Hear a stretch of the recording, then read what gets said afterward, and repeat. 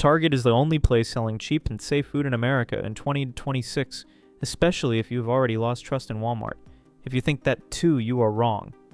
A customer just discovered the truth hiding right underneath a Target price tag. And after that, hundreds of other people started looking too only to uncover the tricks Target has been using all this time. We had no idea. And that is how they make hundreds of billions of dollars every year, by misleading us and taking money straight out of our wallets. Today, let's take a look at what Target just got caught doing and what other truths are only now starting to come out.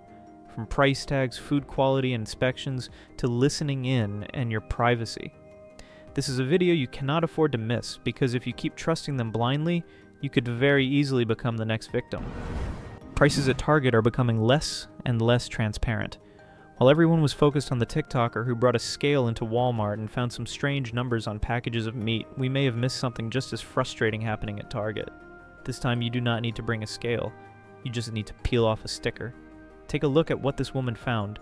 Okay, the rumors are true about Target prices. This cardigan, it's like, oh, not bad. You probably think it's like maybe $20 or so, regular Target prices. $40. But then, just wait. This thing right here. What is this, a skirt? Now it's $30. Let's see what it used to be.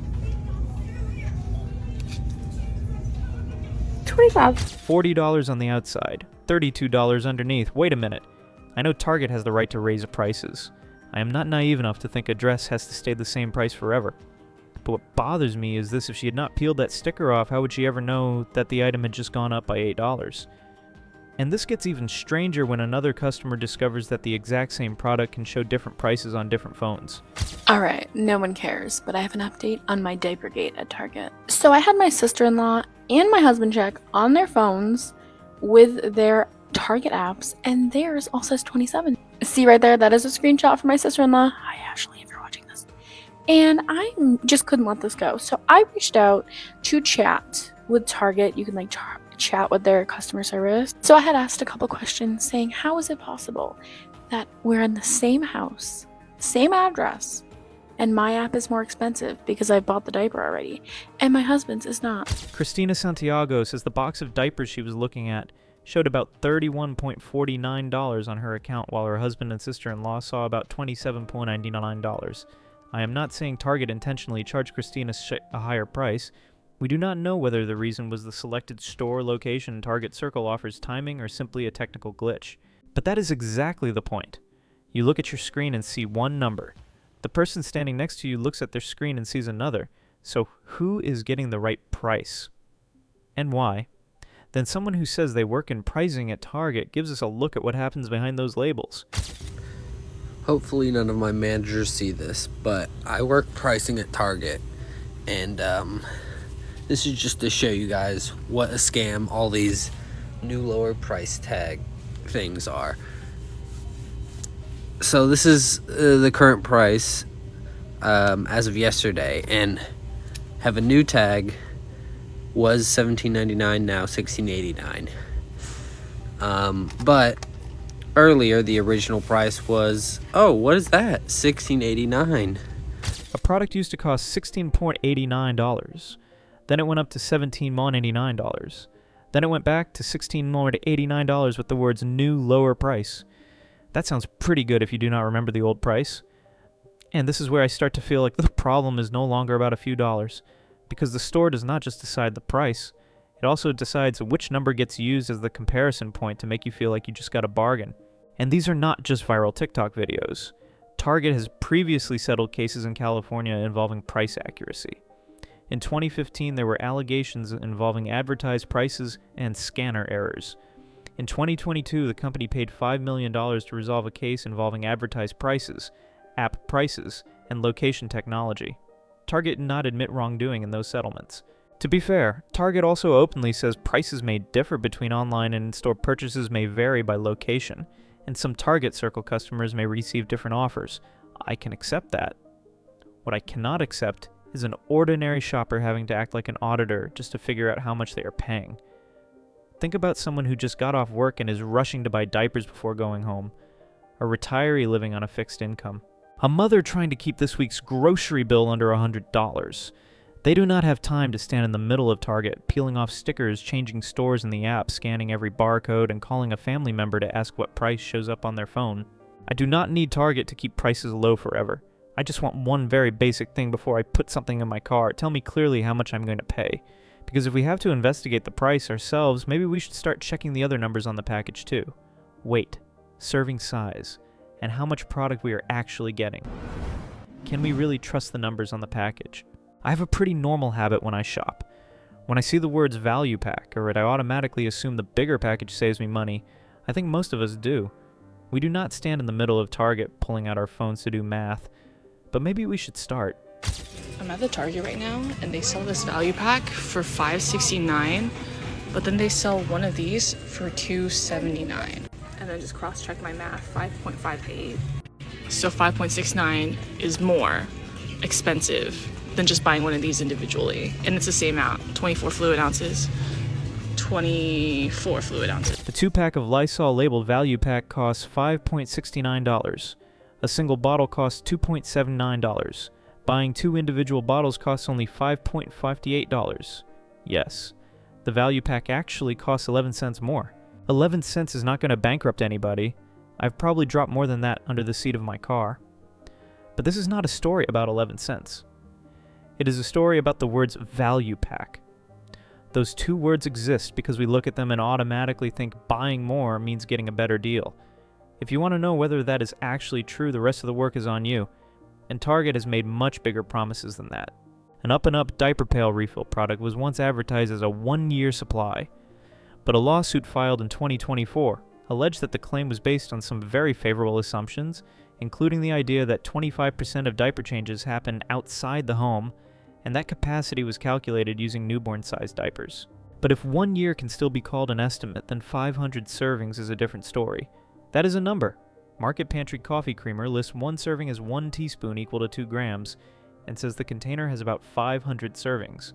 A lawsuit filed in 2026 alleged that testing from 2 laboratories showed those numbers did not match, and that the container may actually provide only about 417 to 434 servings. These are still allegations and not a final ruling. But I have one very simple question. Who buys coffee creamer and then pulls out a precision scale to check whether 1 teaspoon really weighs 2 grams? Nobody. We have to trust the label. Maybe that is why I paid attention when someone on Reddit said an up-and-up container of cat litter was labeled 35 pounds, but they weighed it at about 34 pounds. Then I found the California records. In 2015, Target settled for nearly $3.94 million in a case involving packaged goods that did not subtract the weight of the packaging products containing less than the stated amount and overcharging. Target was also required to conduct regular weight audits afterward. At this point, this is no longer about 11 cents. Value pack is a promise. 1 year supply is a promise. 500 servings is a promise. 35 pounds is a promise too. I do not want to walk into Target with a calculator, a magnifying glass, and a scale in the trunk of my car. I just want to buy what I need and trust that the number on the package means exactly what it says. Because when customers have to prove every number themselves, what gets lost is not just a few cents or a few ounces. It is trust. And the next part is where this gets really serious, because now we are no longer talking about quantity. We are talking about what is actually inside the product. Some things you cannot check yourself. If the price is wrong, you can still look at the receipt. If you question the weight, you can still put the product on a scale. But there are some things you simply cannot check yourself, no matter how careful you are. You can read every ingredient on a bag of food, but what if something you are allergic to is inside and is not listed on the label? You can check the expiration date on a package of the wipes, but you cannot look at it with your own eyes and know what kind of bacteria might be on it. At that point, there is nothing more you can do. You have to trust that someone checked these things before they reach your family. And this is not some imaginary situation. In 2025, more than 57,000 bags of Good & Gather Southwest-style burrito bowl blend, distributed to Target stores across the United States, were recalled because they might contain shrimp that was not declared as shellfish on the label. The recall began after 3 customer complaints. Put yourself in the shoes of someone with a shrimp allergy. You pick up the bag. You read the ingredients. You read the allergy warning. No shrimp. You did everything a careful person could possibly do. But if the shrimp is inside the bag and not on the label, what else are you supposed to do? Take dinner home and run your own lab test. And what makes it hard for me to see this as just one isolated mistake is that another Target private label product later ran into a very similar problem. This time it was Favorite Day cheesecake. Pecans were not declared on the label, but they were in the product. One time it was shrimp, another time it was pecans. Two different products, two different manufacturers, but in both cases, customers were the ones who discovered something they should have been warned about before eating it. And at least shrimp or a piece of nut gives you some chance of seeing it. Bacteria are not that polite. In June 2026, Target recalled certain up-and-up baby wipes after complaints that the wipes had become discolored. The FDA later found 2 groups of Burkholderia bacteria in product samples. These bacteria can cause serious infections, especially in young children and people with weakened immune systems. Now think about a mother changing a diaper at 2 in the morning, or a grandmother who keeps baby wipes at home for when the grandkids come over. What are they supposed to check? The package is sealed. The expiration date is fine. Nothing about the wipes looks terrifying. Nobody opens a package of baby wipes and thinks, let me take this to a laboratory first. They have to trust that someone already did that before the product ever reached the shelf, and that is what makes this so concerning. Sometimes your family's safety depends entirely on people you have never met doing their jobs correctly. Target says it has a dedicated system for managing safety and quality. The company says it evaluates more than 1,100 facilities making its private label food products every year, while also monitoring allergens, pathogens, label information, and product traceability. I'm glad they do that. A company that sells food baby care products and household goods to millions of people should have a system like that. But because the system is described as being this thorough, the things that still slip through make me want to ask one question. How many layers of inspection did they get through before reaching the customer? Because what you see on the shelf is really just the last part of a very long journey. You pick up a bag of Good and Gather and see one product, but the ingredients inside may come from one company. The seasoning may be made somewhere else. Another factory mixes and packages it. And finally, Target sells it under its own brand. The 2026 recall of a Good and Gather Mexican street corn trail mix showed that very clearly. The problem began with an ingredient deep inside the supply chain before making its way into the final product. And even the best system cannot stop every defective product. That is why product recalls exist. But a recall can only protect you if the product actually disappears from the shelf. What if it is still sitting there? When a product that should be gone is still sitting there. There is one thing I never thought I would have to check when I go shopping. If a product has been recalled for safety reasons, I automatically assume it will no longer be on the shelf. You think the same thing, right? The manufacturer finds a problem, regulators issue a warning, the store gets notified, then the product disappears. At least that is how the system is supposed to work. In November 2025, ByHeart infant formula was recalled during an investigation into an infant botulism outbreak. Target was notified in writing about the initial recall on November 8th. By November 11th, the recall had been expanded to all unexpired ByHeart infant formula. From that point on, things should have been simple. No more cans should have been sold. But the FDA later said recalled ByHeart products were still found on Target shelves at multiple stores in 20 states from November 12th through November 20th. This was not a shirt with bad stitching. This was infant formula involved in a botulism investigation, and it gets even harder to understand. Target told the FDA that it had electronically blocked the product codes for those formula cans starting November 8th, but the FDA said one recalled can was still sold at a Target in New Hampshire on November 16th. If the system already said do not sell, then how did that can still leave the store? Then came the detail that really sent a chill down my spine. On November 20th, officials in Arkansas saw recalled ByHeart products still sitting on Target shelves. Right next to them was a sales sign, $2 off. Nobody walks into Target and opens the FDA website to check every product before putting it in the cart. A sleep-deprived mother cannot remember hundreds of lot numbers. A retiree shopping for a grandchild cannot carry around pages and pages of recall lists. We depend on one very simple rule. If a product is still on the shelf, the store has allowed it to be there. So the shelf does more than display a product, and it also sends a signal that says you can buy this. The FDA has also stressed that retailers play an especially important role at the final step, meaning they need to quickly remove recalled products from shelves and stop them from continuing to reach customers. Eventually, the FDA said it stopped receiving reports of recalled ByHeart formula remaining on shelves after November 26, 2025. But the question is still there. A recall is not an email. It is not a warning inside a computer system. A recall only works when the product actually disappears from the actual shelf. And if the store already has the data, product codes, and warnings in hand, but customers still have to be the ones spotting the danger themselves, then maybe the burden of checking has fallen on exactly the wrong people. How much does Target know about you? You walk into Target and buy a box of diapers. To you, it is just a shopping trip. But to Target, that purchase can leave behind quite a bit of information. What you bought, which store you bought it from, how often you buy it again, whether you use Target Circle, what you search for in the app before that.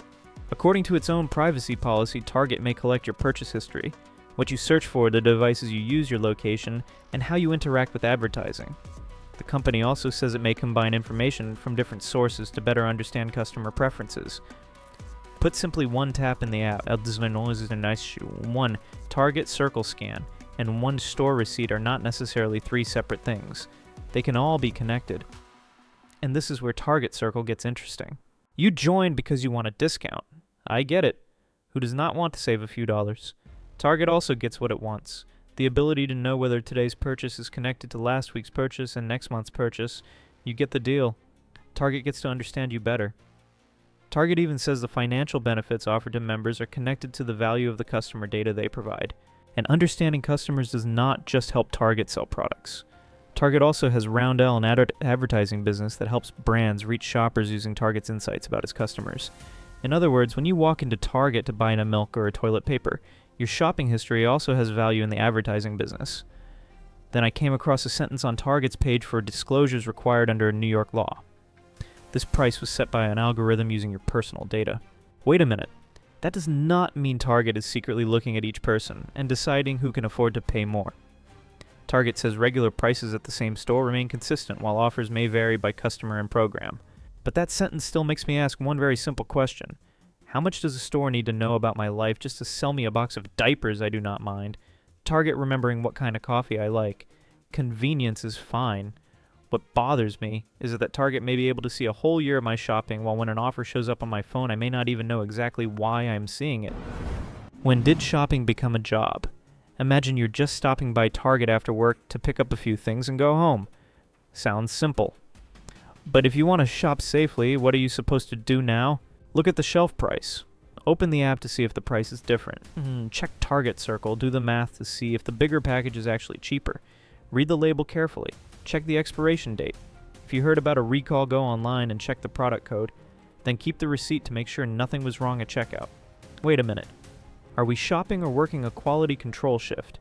Target has a pricing system, product data, product codes, a recall system, a quality control team, an app, algorithms, and employees. You have a phone, a shopping cart, and about 30 minutes before you need to get home. One side has an entire operation. The other side is being asked to check whether that operation is doing its job correctly. Price unclear. The customer checks. Is the value pack really a value? The customer does the math. Suspicious weight. The customer weighs it.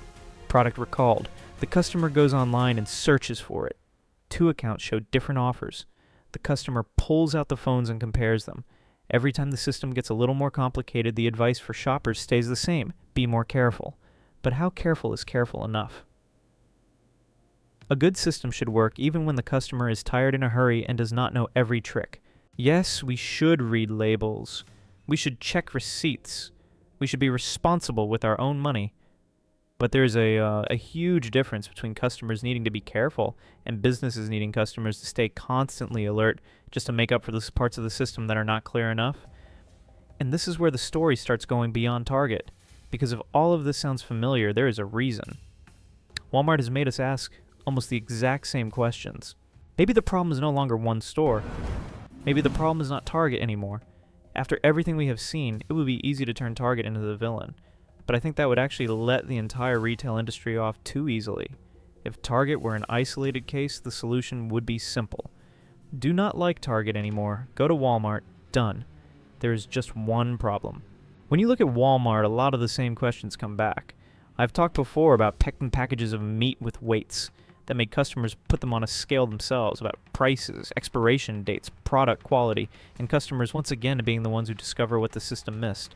Sound familiar? Two different companies, two different brand images, but shoppers keep getting pushed toward the same question. How many more things do I have to check before I can trust the product sitting in front of me? And when you look at the bigger picture, what is worrying is that the entire industry is moving in pretty similar directions. Shelf prices are becoming more digital. Walmart says about 2,300 stores in the United States are already using electronic price labels, and it wants to roll them out across the entire chain.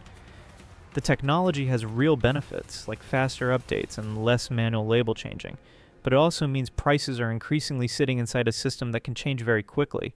Private brands are growing too. Walmart is expanding better goods. Target keeps pushing Good and Gather. Kroger, Aldi, Dollar General, and many other chains are investing heavily as Americans keep looking for cheaper products. Then there is the data. Target has Roundel to use customer insights for advertising. Kroger also openly says purchase data helps it understand what consumers are actually buying. None of that is automatically bad. But what happens when every chain has its own app, its own data, its own private brands, digital pricing, and increasingly complicated systems? Maybe the question is no longer whether Target can be trusted or whether Walmart can be trusted. Maybe the question is why Americans are being asked to place so much trust in a small number of massive retail systems. Do shoppers in other countries have to do this much themselves? There is a very discouraging thought that is easy to fall into. Maybe modern retail just has to work this way. But when you look outside America, some places have chosen a different approach. Take France. Starting in July 2024, if a product gets smaller in weight or volume while its price per unit goes up, supermarkets covered by the rule have to place a notice near the product for 2 months. Customers have to be told how much the quantity went down and how much the unit price went up. The European Union also has an interesting principle around personalized pricing. If a seller uses algorithms in your own behavioral profile and to personalize the price they have to tell you before you buy, that is different from a price simply changing with the market without being based on your personal profile. It does not ban algorithms. It simply says that if data about me helps determine the price I see, I have the right to know. Canada has another approach. More than 7,000 stores participate in a voluntary code for scanner price accuracy. If the checkout price is higher than the displayed price and the product qualifies, the customer may get an item worth $10 Canadian or less for free, or get $10 Canadian off if the product costs more. Quebec has its own government rules. The United Kingdom also requires unit pricing so customers can compare products more easily. But even there, competition authorities have found that the way prices are displayed can still be inconsistent and confusing. No place is perfect. But the difference is not that they hate businesses or hate technology. The difference is that they do not automatically assume customers should have to discover everything themselves. And that makes it hard for me to accept the idea that shoppers just need to be smarter. If other places can require retailers to be clearer, are Americans really asking for too much? Or are we just asking for something very basic? Let shopping go back to being shopping. And in the end, I do not think Americans are asking for anything unreasonable. A clear price before you buy. A package that accurately says what is inside. A recalled product that actually disappears from the shelf. And if personal data is being used to decide what we see, we have the right to know. That is not a privilege. That is the minimum level of respect for the person paying the money. If you have a choice, your wallet is still a vote. You can compare prices, reject programs you do not think are worth it, shop somewhere more transparent, and speak up when you notice something wrong. I want to hear about your experience. Have you ever run into anything strange at Target, Walmart, or another retail chain? Tell me about it in the comments. And if you want to keep looking with me at the things corporations hope we will not notice, subscribe to the channel. Because some things only start changing when enough people are willing to look at them.